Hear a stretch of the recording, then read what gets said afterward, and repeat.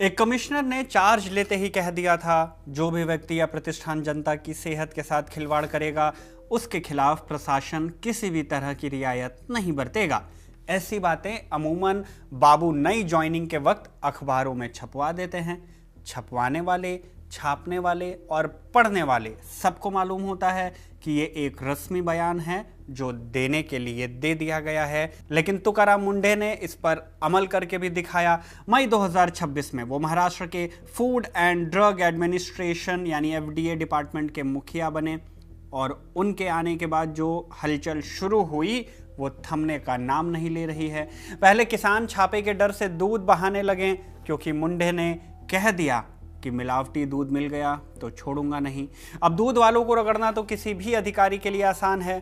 मुंढे की तलवार इसके बाद घूमी मुंबई के उन आलीशान रेस्तरां की तरफ जहां घुसने से पहले अच्छे अच्छे लोग 20 बार सोचते हैं। वहां एफडीए की टीम न सिर्फ छापा मारने घुसी बल्कि उनके लाइसेंस को भी सस्पेंड करके आ गई। लाइसेंस सस्पेंड हुआ तो कारोबार बंद हुआ, पर किस किस का? फहरिस्त में बहुत सारे नाम हैं, कुछ खास नाम सुन लीजिए।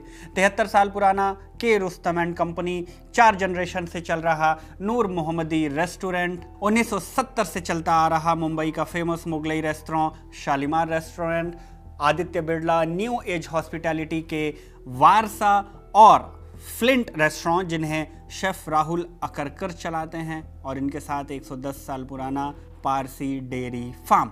50 दिन में 1150 के करीब छापे पड़े और तब तक जनता को यह भी समझ में आ गया कि साहब को फोन करवाने से बात नहीं बनेगी। फिर क्या, एक ही रास्ता है, बांद्रा कुर्ला कॉम्प्लेक्स के एफडीए के हेडक्वार्टर और मुंढे के दफ्तर वो आने लगे। जो ज़्यादा परेशान हुए वो सीधे बॉम्बे हाई कोर्ट चले गए। यहाँ एक दूसरी ही कहानी सामने आई।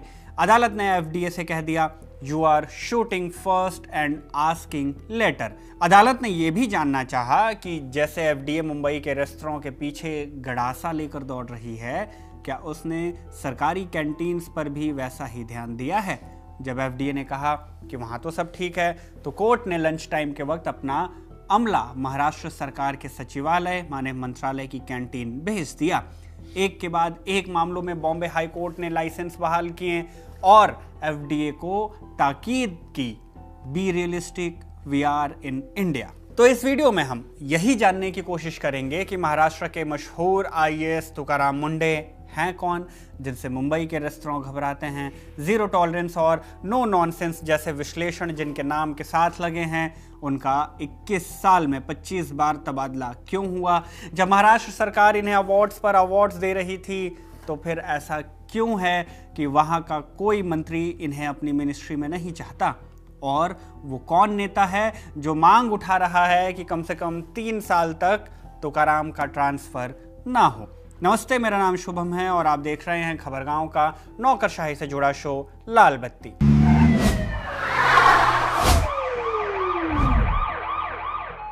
मई महीने के तीसरे हफ्ते में महाराष्ट्र में कई आईएएस अफसरों का तबादला हुआ। मंत्रालय से जारी हुई लिस्ट में एक नाम था तुकाराम हरिभाऊ मुंढे का। ये बनाए गए महाराष्ट्र एफडीए के कमिश्नर। महाराष्ट्र का एक पिछड़ा इलाका है मराठवाड़। इसी रीजन में पड़ने वाले भीड़ जिले का एक गांव है तड़सोना। तुकाराम का जन्म यहीं एक किसान परिवार में हुआ था। सूखा प्रभावित इलाका और अभाव वाली जिंदगी। तुकाराम को बचपन में स्कूल के साथ साथ खेत भी जाना पड़ा। रात में सिंचाई करनी पड़ी। सब्जी उगती तो उसे बेचने बाजार में बैठते। तुकाराम ये सब करते गए, साथ में पढ़ते भी रहे और फिर आगे की पढ़ाई के लिए छत्रपति संभाजी नगर आए। ये 90 के दशक की शुरुआत में हो रहा था। तब इस शहर का नाम था औरंगाबाद। यहाँ तुकाराम ने डॉक्टर बाबा साहब अंबेडकर मराठवाड़ा यूनिवर्सिटी से हिस्ट्री में बीए किया और फिर पॉलिटिकल साइंस में एमए भी। 90 के दशक के अंत तक तुकाराम के हिस्से यूपीएससी के 2 फेल अटेम्प्ट आए। तीसरी कोशिश में इंटरव्यू तक तो वो पहुंचे, लेकिन फाइनल रिजल्ट में जगह नहीं बना सके। हालांकि नई सदी के साथ ही तुकाराम की एक नई शुरुआत भी हुई। 2001 में उन्होंने महाराष्ट्र पब्लिक सर्विस कमीशन यानी एमपीएससी की परीक्षा पास की। क्लास 2 अधिकारी के रूप में सरकारी सेवा शुरू की। साल 2004 में उन्होंने यूपीएससी का एक आखिरी अटेम्प्ट दिया और ऑल इंडिया रैंक 20वीं हासिल कर आईएएस की पोस्ट अपने नाम की।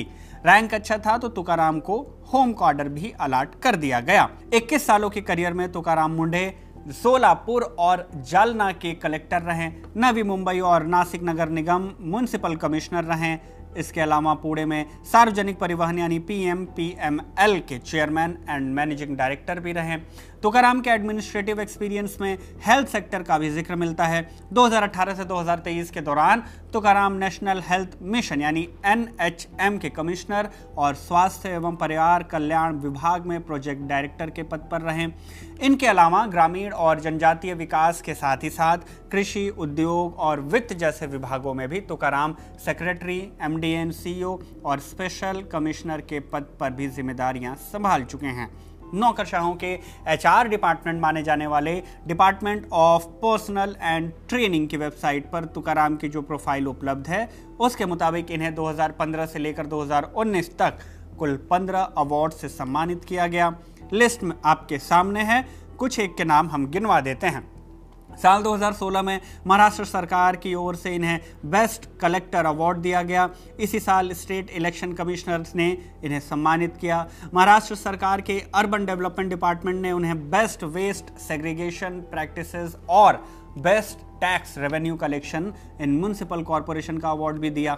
सितंबर 2025 में तुकाराम मुंढे पर इंडियन मास्टरमाइंड में एक रिपोर्ट पब्लिश हुई। मुस्कान खंडेलवाल की इस रिपोर्ट का टाइटल है IAS Tukaram Mundhe the no nonsense officer who refuses to compromise. Report के मुताबिक सोलापुर में प्रोबेशन के दौरान ही तुकाराम ने सख्त रुख अपनाया। सूबे के प्रभावशाली नेता के अवैध बार पर छापा मारा। इसके बाद उन्होंने रेत माफिया, भ्रष्टाचार और अवैध कब्जों के खिलाफ लगातार अभियान चलाया। सोलापुर में ही कलेक्टर रहते हुए तुकाराम ने सैकड़ों गांवों को पानी के टैंकर से मुक्ति दिलाई थी। सूखे से परेशान इस गांव में पानी लाने के लिए उन्हें वाटर मैन ऑफ महाराष्ट्र कहा जाने लगा। सोलापुर के कलेक्टर होते हुए ही तुकाराम का मुद्दा सदन तक भी पहुंचा था। किस्सा 2015 की आषाढ़ी वारी का है। आषाढ़ी वारी महाराष्ट्र की सबसे बड़ी धार्मिक यात्राओं में से एक है। लाखों श्रद्धालु, जिन्हें वारकरी कहा जाता है, वो पैदल चलकर पंढरपुर के विट्ठल मंदिर में दर्शन करने आते हैं। आषाढ़ी वारी के दौरान उन्होंने ट्रैफिक और सुरक्षा के सख्त नियम लागू किए थे। VIP वाहनों पर भी नियम लागू हुए। इसी दौरान तत्कालीन राजस्व मंत्री एकनाथ खड़से के काफिले को लेकर विवाद हो गया, क्योंकि मुंढे ने सुरक्षा नियमों में ढील देने से इनकार कर दिया। आगे चलकर अजीत पवार ने विधानसभा में इस मुद्दे को उठाया और तुकाराम पर आरोप लगाया कि वो जनता के चुने हुए प्रतिनिधियों का सम्मान नहीं करते। तुकाराम की ये कार्यशैली आगे भी कायम रही। इस विवाद के अगले साल 2016 में जब तुकाराम नवी मुंबई नगर निगम के आयुक्त थे, तब उन्होंने कई सख्त फैसले लिए। अवैध निर्माण के खिलाफ बुलडोजर अभियान चलाया, संपत्ति कर की वसूली तेज की, अवैध होर्डिंग्स पर कार्रवाई की और सुबह सुबह वॉक विद द कमिश्नर नाम के औचक निरीक्षण अभियान शुरू किए। इन सब के चलते एक तरफ तुकाराम जनता और प्रेस में मशहूर हो रहे थे, तो वहीं दूसरी तरफ नवी मुंबई के वार्ड पार्षद उन पर आरोप लगाते रहे कि वो चुने हुए प्रतिनिधियों को नजरअंदाज कर रहे हैं। ये विवाद इतना बढ़ा कि 2016 में NCP, कांग्रेस और शिवसेना ने उनके खिलाफ अविश्वास प्रस्ताव पेश किया। हालांकि तत्कालीन मुख्यमंत्री देवेंद्र फडणवीस ने हस्तक्षेप करते हुए इस प्रस्ताव को रोक दिया। उन्होंने कहा कि किसी अधिकारी को सिर्फ इसलिए दंडित नहीं किया जा सकता क्योंकि उसने अनियमितताओं का पर्दाफाश किया है। देवेंद्र फडणवीस की खुद की पार्टी BJP के अंदर ही सभी नेता उनके समर्थन में नहीं थे। आलोचनाओं से अडिग मुंढे 3 सूत्रीय नियम पर ही काम करते रहे। पहला, फैसला कानून के मुताबिक होना चाहिए, नैतिक रूप से सही होना चाहिए और जनता के हित में होना चाहिए। उनका मानना था कि अगर इनमें से कम 2 शर्तें भी पूरी होती हैं और उनमें कानून का पालन शामिल है तो फैसला लेने में पीछे नहीं हटना चाहिए। हालांकि जब भी प्रशासनिक गलियारे में इस तरह के नौकरशाहों की चहलकदमी बढ़ती है तो डाकिये का काम भी बढ़ जाता है। आदेश और निर्देश की चिट्ठियों के बीच तबादले के पत्र भी तैरने लगते हैं। तुकाराम के हाथ तबादले वाला ये पत्र बीते 21 सालों में 25 बार लगा। इसने भी तुकाराम के पोर्टफोलियो में एक एड ऑन ही किया। उनका नाम देश के सबसे ज्यादा तबादले झेलने वाले नौकरशाहों की फहरिस्त में शामिल हो गया। उनकी तुलना हरियाणा के चर्चित आईएएस अधिकारी अशोक खेमका से की जाने लगी। उन्हें 34 साल के प्रशासनिक करियर में 57 तबादले झेलने पड़े थे। आमतौर पर किसी आईएएस अधिकारी को एक पद पर 2 या 3 साल तक काम करने का मौका मिलता है, लेकिन तुकाराम के साथ ऐसा बहुत कम हुआ। अगर आप तुकाराम की पोर्टफोलियो देखेंगे तो पाएंगे कि इनके ज्यादातर पदों पर रहने की अवधि साल नहीं बल्कि महीनों में रही। हालिया तबादलों की बात करें तो मई 2026 में एफडीए कमिश्नर बनाए जाने से पहले तुकाराम महाराष्ट्र सरकार के रिलीफ एंड रिहैबिलिटेशन डिपार्टमेंट के प्रिंसिपल सेक्रेटरी थे। ये उनके करियर का 24वां तबादला था, जिस पर तुकाराम 2 महीने भी नहीं रह पाए। उनकी नियुक्ति होते ही इसे रद्द कर दिया गया था। मई 2026 में आई हिंदुस्तान टाइम्स की रिपोर्ट के मुताबिक तुकाराम के मंत्रालय के मंत्री गिरीश महाजन ने उनकी इस पोस्टिंग पर आपत्ति जताई थी, जिसके बाद उनकी नियुक्ति रद्द कर उन्हें कंपलसरी वेटिंग पर भेज दिया गया। कंपलसरी वेटिंग एक प्रशासनिक स्थिति होती है जिसमें किसी आईएएस या दूसरे सरकारी अधिकारी को उसके पुराने पद से हटा दिया जाता है, लेकिन उसे तुरंत नया पद नहीं दिया जाता। पोस्टिंग के इंतजार में बैठे तुकाराम को अप्रैल से शुरू हुए 5 राज्यों के विधानसभा चुनाव के लिए भेज दिया गया। रिलीफ एंड रिहैबिलिटेशन डिपार्टमेंट से पहले तुकाराम का पता डिसेबल्ड वेलफेयर डिपार्टमेंट था। अगस्त 2025 में उन्हें यह जिम्मेदारी सौंपी गई थी। ये वही विभाग है जो 2023 बैच की पूर्व आईएएस पूजा खेड़कर के फर्जी दिव्यांगता केस के एक्सपोज होने के बाद चर्चाओं में रहा। प्रत्यक्ष ना सही लेकिन अप्रत्यक्ष तौर से इसकी चर्चा रही। अगस्त 2025 में जब तुकाराम ने इस विभाग का पदभार संभाला तो उन्होंने उन लोगों के खिलाफ अभियान चलाए जिन्होंने फर्जी दिव्यांगता प्रमाण पत्रों का इस्तेमाल कर सरकारी नौकरियां हासिल की थीं। हिंदुस्तान टाइम्स की रिपोर्ट बताती है कि तुकाराम के इस कैंपेन को भारी विरोध का सामना करना पड़ा था और 7 महीने बाद ही उनका तबादला हो गया। तबादलों की फहरिस्त में 2022 का भी एक किस्सा है। उन दिनों तुकाराम स्वास्थ्य आयुक्त हुआ करते थे। पद और विभाग बस बदला था, लेकिन तुकाराम के काम करने का तरीका बिल्कुल वही। करीब 10 महीनों की पोस्टिंग में तुकाराम ने सरकारी अस्पतालों का औचक निरीक्षण किया, अटेंडेंस के लिए बायोमेट्रिक सिस्टम लागू करवाए, प्राइवेट प्रैक्टिस करने के आरोपों में डॉक्टरों के खिलाफ कार्रवाई भी की। लोगों ने तो उनकी इस मुहिम को खूब सराहा, लेकिन कुछ ही हफ्तों बाद उनका तबादला हो गया। उन दिनों लोगों ने उन्हें उसी पद पर दोबारा से बहाल करने के लिए सिग्नेचर कैंपेन चलाएं, पिटीशंस फाइल किए, लेकिन हासिल कुछ भी न हुआ। तुकाराम की कहानी लिखने वाले कई मीडिया रिपोर्ट्स में लिखा गया कि ज्यादातर मंत्री अपने विभाग में तुकाराम जैसे अधिकारियों को रखना पसंद नहीं करते, क्योंकि उनकी सख्त और बिना समझौते वाली कार्यशैली कई लोगों के लिए असहज साबित होती है।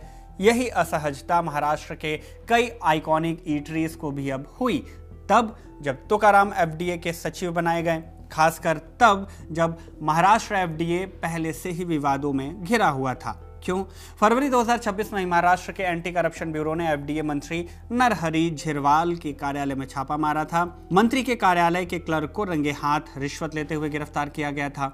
एसीबी का आरोप था कि यह रिश्वत लातूर के एक केमिस्ट से लाइसेंस को रिस्टोर करने के लिए ली गई थी। केमिस्ट का आरोप था कि इसके लिए 50,000 रुपए की रिश्वत मांगी गई, जो बाद में 35,000 में फाइनल हुई। चूंकि छापा मंत्रालय में पड़ा तो एफडीए मंत्री नरहरी झिरवाल पर भी सवाल उठे। तब उन्होंने दावा किया था कि उनका इस पूरे मामले से कोई संबंध नहीं है। अगर जांच में मेरा कोई भी संबंध साबित होता है तो मैं अपने मंत्री पद से इस्तीफा दे दूंगा। घटना के बाद कांग्रेस और शिवसेना उद्धव गुट सहित विपक्षी दलों ने कहा कि मंत्री को नैतिक जिम्मेदारी लेते हुए इस्तीफा दे देना चाहिए। मंत्री महोदय का इस्तीफा तो नहीं आया, लेकिन एक वीडियो जरूर सामने आया जिसने एक बार फिर से एफडीए को सुर्खियों में ला दिया। 27 मार्च 2026 को पब्लिश हुई टाइम्स ऑफ इंडिया की रिपोर्ट के मुताबिक नरहरी झिरवाल का एक कथित वीडियो फिर से उन्हें विवादों में लेकर आ गया। इस वीडियो में नरहरी कथित तौर पर एक ट्रांसजेंडर के साथ बेडरूम में दिखाई दे रहे थे। वीडियो ने विवाद खड़ा किया तो एक बार फिर से नरहरी के इस्तीफे की मांग उठी।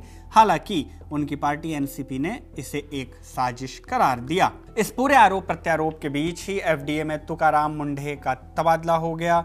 ये बात चली कि मुख्यमंत्री देवेंद्र फडणवीस ने उन्हें जानबूझकर एफडीए में नियुक्त किया, क्योंकि वो एफडीए मंत्री नरहरी झिरवाल से खुश नहीं थे। लेकिन इस बार मंत्री जी नाराज होते हैं उससे पहले ही मुंबई के बड़े बड़े रेस्टोरेंट मालिक नाराज हो उठे।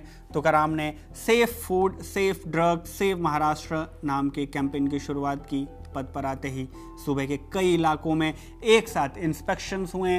होटल, रेस्टोरेंट, ढाबे, डेयरी, दूध सप्लायर, किराना दुकानों के साथ ही साथ खाने पीने की चीजें बनाने वाली फैक्ट्रियों पर बड़े पैमाने पर छापेमारी हुई।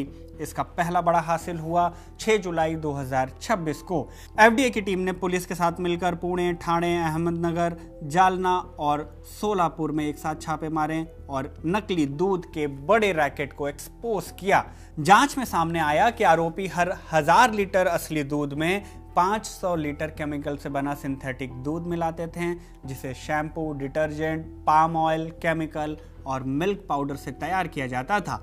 इस छापेमारी में 13 आरोपियों को गिरफ्तार किया गया था, करोड़ों के सामान जब्त किए गए और करीब 20,000 लीटर नकली दूध मौके पर ही डिस्पोज किया गया। इतना ही नहीं, बल्कि एफडीए ने 5 कारोबारियों का लाइसेंस सस्पेंड किया और 4 को अपना कारोबार बंद करने का आदेश दिया। डेयरी इंडस्ट्री पर तुकाराम का खासा फोकस रहा। 14-15 जुलाई को पूरे राज्य में डेयरी निरीक्षण अभियान चलाया गया। इसी कार्रवाई में 17 जुलाई को एफडीए ने साउथ मुंबई के 110 साल पुराने आइकॉनिक पारसी डेयरी फार्म का लाइसेंस भी सस्पेंड कर दिया। एफडीए के इस एक्शन की चर्चा पूरे देश में हुई। इंडियन एक्सप्रेस की रिपोर्ट के मुताबिक एफडीए की टीम ने अपनी इंस्पेक्शन में पाया कि प्रोडक्शन और स्टोरेज वाली जगह दीवारों पर फफूंदी लगी थी, कच्चा माल जमीन पर फफूंदी वाली दीवारों के पास रखा था और कच्चा दूध लेने के लिए कोई सुरक्षित व्यवस्था भी नहीं थी। इन्हीं कमियों के आधार पर एफडीए ने कार्रवाई की, डेयरी का एफएसएसएआई लाइसेंस सस्पेंड किया और डेयरी के प्रोडक्शन और सेल्स पर पूरी तरह से रोक लगा दी। एक के बाद एक प्रतिष्ठान बंद हो रहे थे और जैसा कि हमने आपको बताया कि तुकाराम मुंडे की ख्याति ही इस बात पर बनी है कि उनके यहाँ जैक नहीं चलता। थक हार कर रेस्टोरेंट मालिक कोर्ट पहुंचे और यहां अदालत ने तुकाराम के काम करने के तरीके पर सवाल उठाया। 2 जुलाई 2026 को एफडीए के अधिकारियों ने रेडिसन के पार्क इन का सडन इंस्पेक्शन किया। इंस्पेक्शन में एफडीए को खाना बनाने में सफाई, स्टोरेज और किचन के मैनेजमेंट में कई खामियां मिली। पता चला कि होटल नियमों का केवल 61% ही फॉलो कर रहा है, यानी जो कंप्लायंस रेट है वो 61% का है। इसके अगले ही दिन यानी 3 जुलाई को एफडीए ने होटल का लाइसेंस तत्काल प्रभाव से सस्पेंड कर दिया, मतलब किचन पर जड़ दिया गया ताला। इस एक्शन के अगेंस्ट होटल मैनेजमेंट ने बॉम्बे हाई कोर्ट में याचिका लगा दी। बॉम्बे हाई कोर्ट के acting chief justice Ravindra V Ghuge और जस्टिस गौतम ए अखांड की बेंच ने मामले की सुनवाई की। होटल ने दलील दी कि नियम के मुताबिक एफडीए को पहले इंप्रूवमेंट नोटिस जारी करना चाहिए। अगर कोई कमी हो तो उसे ठीक करने के लिए समय और मौका मिलना चाहिए, लेकिन एफडीए ने बिना पूरा मौका दिए ही सीधे लाइसेंस को ही सस्पेंड कर दिया। होटल का कहना था कि एफडीए का फैसला जल्दबाजी में लिया गया, मनमाना था और ज़रूरत से ज़्यादा सख्त था। कोर्ट ने होटल की बात सुनी, उसे सुधार करने का मौका दिया और एफडीए को एक बार फिर से जांच करने का निर्देश दिया। एफडीए की दूसरी जांच में भी कुछ कमियां पाई गई। इस बार होटल का कंप्लायंस परसेंटेज 79 रहा। इसके बाद होटल ने फिर से अदालत से एक और मौका देने को कहा, अदालत ने दे भी दिया। तीसरी बार एफडीए को जांच करने को कहा। इस जांच के बाद पता चला कि होटल ने नियमों का 95% पालन किया है। कंप्लायंस रेट 95% का है। हालांकि एफडीए को इस जांच में भी 2 कीड़े मिले, एक रसोई के डिश वॉशिंग में और दूसरा स्वीट सेक्शन में। हालांकि कोर्ट ने कह दिया कि होटल ने अधिकांश कमियां दूर कर ली हैं, केवल 2 कीड़े मिलने के आधार पर आप लाइसेंस निलंबित नहीं रख सकते, ये उचित नहीं है। इसके साथ ही कोर्ट ने होटल के लाइसेंस के सस्पेंशन के आदेश को रद्द कर दिया और साथ ही एफडीए से सवाल पूछ लिया, क्या महाराष्ट्र के केवल निजी होटल और रेस्टोरेंट की जांच हो रही है या सरकारी, अर्ध सरकारी और सरकारी विभागों द्वारा संचालित कैंटीनों की भी जांच की जा रही है। ये सवाल 29 जुलाई की सुनवाई के दौरान पूछा गया। इसी दिन हाई कोर्ट ने एफडीए को आदेश दिया कि वो मंत्रालय और विधान भवन की कैंटीनों की भी जांच करे और रिपोर्ट अदालत के सामने पेश करे। एफडीए की ओर से आए सरकारी वकील ने कोर्ट को आश्वस्त किया कि 2 दिन के अंदर पूरे राज्य के सरकारी और अर्ध सरकारी संस्थानों की कैंटीनों की जांच का ब्यौरा दे देंगे। 31 जुलाई को जब कोर्ट की सुनवाई हुई तो एफडीए ने अदालत को बताया कि मंत्रालय की कैंटीन और विधान भवन की कैंटीन 98% नियमों का पालन कर रही है, लेकिन अदालत को इस रिपोर्ट पर भरोसा नहीं हुआ। नतीजतन कोर्ट ने एक एक्स्ट्रा ऑर्डिनरी स्टेप लिया और 4 वकीलों की टीम को एफडीए अधिकारियों के साथ मंत्रालय की कैंटीन का इंस्पेक्शन करने भेज दिया।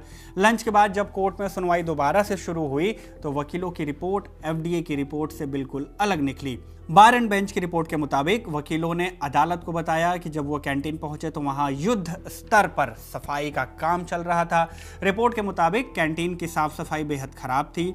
खाने को रखने वाले फ्रिज और रेफ्रिजरेशन की व्यवस्था भी बेहद खस्ता हाल में थी। वकीलों ने मौके की वीडियोग्राफी की और रिपोर्ट कोर्ट को सौंप दी। इस रिपोर्ट के मुताबिक मंत्रालय की कैंटीन की वास्तविक स्थिति एफडीए की रिपोर्ट से बिल्कुल भी मेल नहीं खा रही थी। कोर्ट ने इस रिपोर्ट के आधार पर टिप्पणी की। एफडीए ने 98% कंप्लायंस वाली रिपोर्ट देकर अदालत को गलत तस्वीर दिखाने की कोशिश की। एफडीए की कार्रवाई पर सवाल उठाते हुए कहा कि पूर्णिमा रेस्टोरेंट के मामले में एफडीए ने एक केले पर काला धब्बा मिलने को भी नियमों का उल्लंघन मान लिया था। 5 घंटे तक इंस्पेक्शन किया, केवल 37% कंप्लायंस बताकर उसी दिन उसका लाइसेंस सस्पेंड कर दिया। जबकि दूसरी ओर मंत्रालय की कैंटीन का केवल 30 मिनट में इंस्पेक्शन किया गया और उसे 98% कंप्लायंस वाला रिपोर्ट दे दिया गया। कोर्ट ने पूछा कि इन दोनों ही मामलों में इतना बड़ा अंतर क्यों है भाई। साथ ही एफडीए के इन सुपर फास्ट एक्शन पर कमेंट भी किया। आप पहले गोली चला रहे हैं और बाद में सवाल पूछ रहे हैं। इलाज बीमारी से ज़्यादा नुकसानदायक नहीं होना चाहिए। इस टिप्पणी का आशय ये हुआ कि पहले सीधे लाइसेंस सस्पेंड करना और बाद में सुधार का मौका देना सही तरीका नहीं है। पार्क इन बाय रेडिसन की जैसे ही पूर्णिमा रेस्टोरेंट ने भी हाई कोर्ट में याचिका लगाई।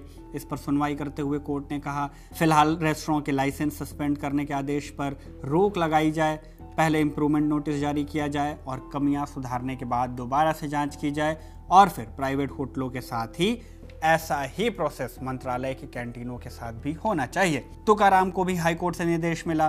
कार्यवाहक मुख्य न्यायाधीश रविंद्र वी घुगे और न्यायमूर्ति गौतम ए अखांड की बेंच ने कह दिया अदालत में पेश की गई निरीक्षण रिपोर्टों की खुद जांच करिए और ये सुनिश्चित करिए कि निजी और सरकारी संस्थानों पर कानून एक समान रूप से लागू हो। कुल मिलाकर बात यह है कि 2 महीने से भी कम समय में तुकाराम ने महाराष्ट्र के एक ऐसे विभाग को जो पहले से बहुत कम चर्चा में रहता था, राज्य के सबसे चर्चित विभागों में से एक कर दिया है, या ये कह ले कि सबसे ज़्यादा चर्चित विभाग बना दिया है। अब जब तुकाराम इस पद पर हैं तो चर्चा है कि इस पद पर वो कब तक बने रहेंगे। महाराष्ट्र विधानसभा में एनसीपी शरद पवार गुट के विधायक जितेंद्र ने सरकार से मांग की कि तुकाराम का कम से कम 3 साल तक तबादला न किया जाए। आरोप लगाया कि कुछ प्रभावशाली लोग उन्हें हटाने की कोशिश कर रहे हैं। उन्होंने ये भी दावा किया कि पुणे में तुकाराम और उनके परिवार को धमकियां मिली हैं।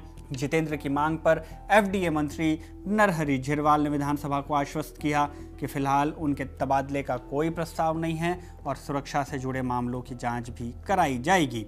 तुकाराम को करीब से जानने वाले लोग कहते हैं कि चाहे लोग उनकी तारीफ करें या आलोचना, वो अपने काम को सिर्फ कानून लागू करने की जिम्मेदारी मानते हैं और अब भी वो ऐसा ही करते दिख रहे हैं। इसी चलते एक बार से तुकाराम उसी स्थिति में पहुंच गए जो उनकी पहचान है। आम लोगों की प्रशंसा, राजनीतिक हलकों में बेचैनी और सरकारी तंत्र में उनकी कार्यशैली को लेकर बहस। खैर, अब ये बहस किस ओर जाती है आने वाले वक्त में इसका भी पता चल जाएगा। खैर, तुकाराम 21 साल की सरकारी सेवा पूरी कर चुके हैं। रिटायरमेंट में 9 साल बाकी हैं। तो क्या ये 9 साल सेटल पोस्टिंग के साथ गुजरेंगे या 25 तबादलों का आंकड़ा भी बढ़ता जाएगा? आप इस पूरे मुद्दे पर क्या कुछ सोचते हैं? कमेंट सेक्शन में हमें ज़रूर बताइएगा। इस वीडियो को शूट किया हमारे साथी तौफीक ने। मेरा नाम शुभम है। आप देखते रहिए खबरगाम।